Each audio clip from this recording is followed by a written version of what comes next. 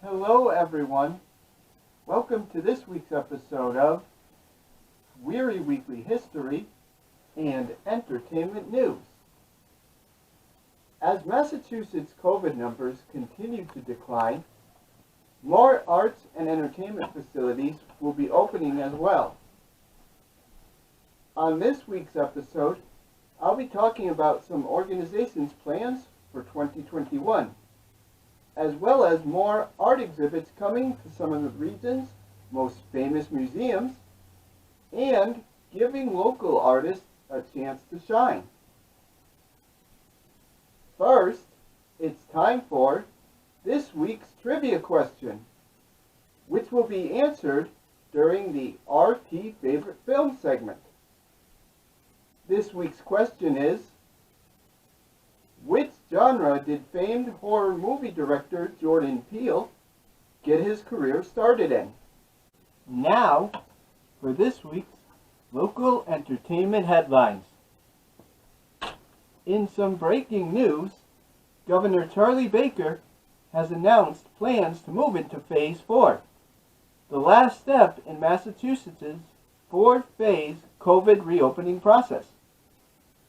This means that a limited number of spectators can be allowed back into sporting events, concert halls, meeting spaces, and more.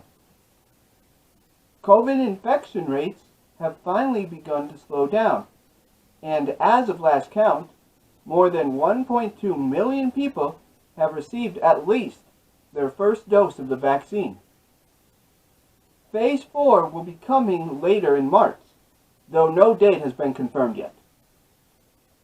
Currently, indoor performance venues, including concert halls and theaters, are allowed to be reopened at 50% capacity, with a cap of 500 patrons. Indoor recreational facilities have the same percentage. Also, beginning on March 22nd, gathering size limits at event venues have also increased to 100 people indoors and 150 people outdoors. With all of this said, though, it is crucial that people remain 6 feet apart and continue to wear masks at all times and be cautious. We don't want to go backwards, we want to go forwards. Visit mass.gov for information on any changes, and stay tuned to WWHEN for more information. The Boston Symphony Orchestra has announced a historic pick for its new CEO. Gail Samuel was recently appointed to replace Mark Volpe, who is stepping down after 20 years. Samuel will be the first female CEO since the orchestra was founded 140 years ago. In an interview she had with the Los Angeles Times regarding her move, Samuel credited Tanglewood for her career choice in the music field, saying in part, quote, "The relationship between music director Andres Nelson and the orchestra is really special. And that's so important to making things work in an orchestra," end quote. Samuel arrives at the Boston Symphony Orchestra after 25 years in senior leadership with the Los Angeles Philharmonic Orchestra, culminating in an executive director position in 2015. Susan Payne, the chairwoman of the BSO Board of Trustees, said in a press release, quote, "Gail's impact on the Los Angeles Philharmonic, and by extension the Los Angeles arts community, was widespread and cannot be overstated. Motivated by a true musician sensibility, Gail spearheaded the advancement of many of the Los Angeles Philharmonic's now signature initiatives," end quote. The BSO has not performed live in front of an audience since the pandemic emerged a year ago. It has lost over $51 million in earned income, primarily in ticket revenue. State Representative Smitty Pignatelli has announced the awarding of 26 grants, totaling $12,600 for cultural programs in Berkshire County. although specific numbers weren't released. Pignatelli said, quote, "It's the local volunteers who really make this system work. They make limited resources go as far as possible, and they make the tough decisions about which projects should be supported. Thanks to them, the arts, sciences, and humanities are part of people's everyday lives in every community across the state," end quote. Here is a list of the businesses that received the grants. They were Arts in Recovery for Youth, the Berkshire Bach Society, Berkshire Children's Chorus, Berkshire Musical School, Berkshire Opera Festival, Berkshire Pulse Outdoor Dance Festival, Berkshire South Regional Community Center, Berkshire Theater Group, Cantellia Center for Opera, Chester Theater Company, Eliza T. Grasshopper and Friends, Lenox Library, the Mass Audubon Berkshire Sanctuaries, Music in Common, Berkshires, New Stage Performing Arts Center, Pittsfield's Shakespeare in the Park, Sculpture Now, Artist Sarah Campbell, Shakespeare and Company, the Stockbridge Sinfiona, 3 of 9 Reading and Discussion Series, Trio Candela, Wham Theater, and Wildlife Sculpture. Speaking of Berkshire-based arts and entertainment facilities, Shakespeare and Company in Lenox has announced that the new 500-seat Spruce Theater will open with the production of King Lear. The theater hopes to fill its new space on its 70th Street campus at half capacity, keeping in touch with local and state regulations. Actor Christopher Lloyd will be playing the title character. He was scheduled to play it in 2020 before the show was canceled due to the pandemic.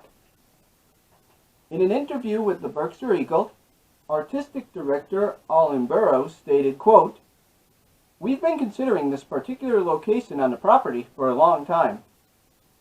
Paying homage to Greek amphitheaters and this company's history, we're thrilled that this venue can serve present times and future generation of theater levels. In addition, our hope for this new space is to further enable our goal of prioritizing inclusion, diversity, equity, and accessibility, giving us a new stage on which to support that effort," end quote. Times and dates for King Lear have not been announced, so stay tuned.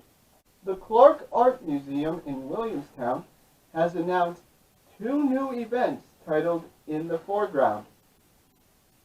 Both will focus on sound, media, and art, and are going to be hosted by Caitlin Woosley, a Fellow of Research at the Clark Art Institute. The first is called When Is This?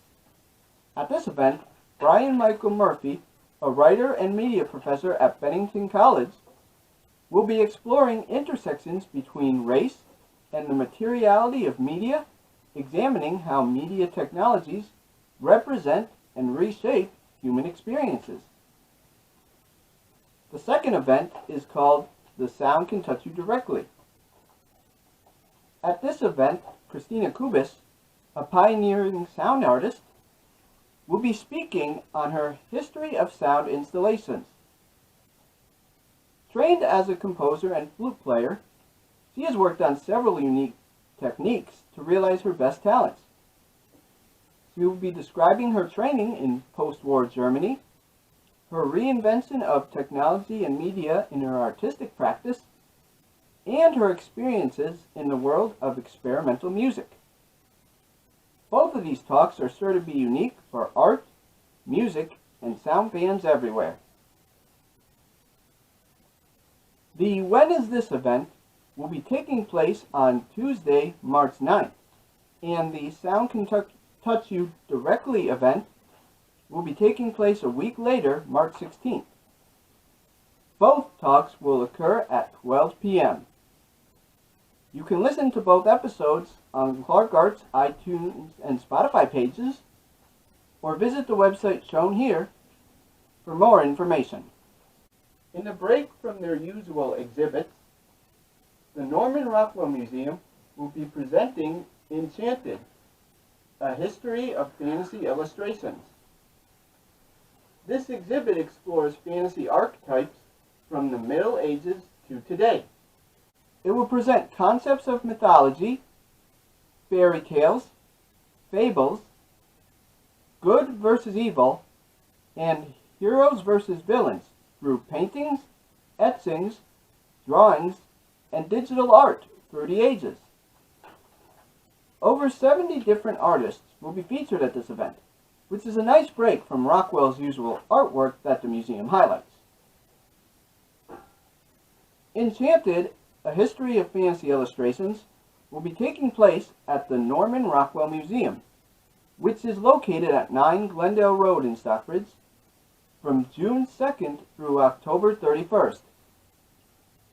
Tickets cost $20 for adults, $18 for seniors and retired military members, $10 for college students, and are free for children ages 18 and under, active military members, teachers, and frontline medical workers.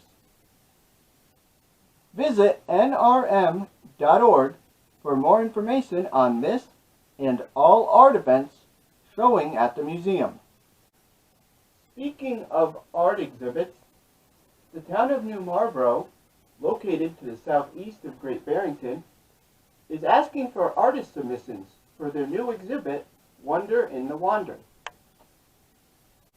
According to the town's website, quote, "This show seeks emerging artists under 40 to submit works that bear witness to where you have wandered, internally or externally, and how it has nurtured your sense of wonder. This concept is also inspired by Yugain, a Japanese concept that describes an awareness of the universe that triggers an emotional response, too deep and powerful for words," end quote. Wonder in the Wander will be accepting artwork submissions until April 1st. Winning artists will be informed approximately a month afterwards. The art show is open to all artists who live in a 50-mile radius of the Meeting House Art Gallery at 154 Hartsville Road in New Marlborough. Artists should include high-resolution images of their paintings, an artist statement or biography, and a headshot. All artwork should be ready to hang or be displayed if it is three-dimensional. Only original artwork will be accepted, and artwork cannot exceed 50 pounds. This is just a partial list of rules and regulations.